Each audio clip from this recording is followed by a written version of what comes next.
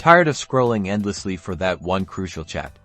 Let's supercharge your Snapchat organization by pinning your most important conversations right to the top. First things first, open up your Snapchat app and navigate to your main chat screen. This is where all your conversations live, so think of it as your main communication hub. Now, find the chat you want to pin. This is the conversation you want to keep easily accessible. Don't tap on it directly. We need a different approach. Carefully swipe left on that specific chat bubble. You'll see a few options appear, like mute, delete, and importantly, pin.